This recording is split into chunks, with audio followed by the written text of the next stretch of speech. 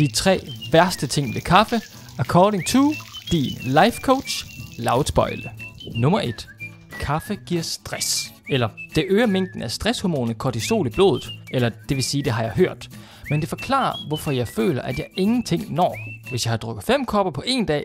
Og hvorfor jeg hopper og danser og bare skal lave resultater, når jeg har drukket den første. Nummer 2.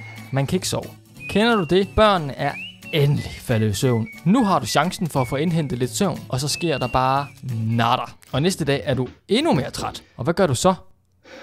Du drikker selvfølgelig mere kaffe. Den brune cirkel er død. Nummer 3. Evner man at holde forbruget nede, så kan 1 kop om dagen gøre dig til en produktiv superhelt. Og det er sgu nok hele pointen med kaffe. Produktivitet.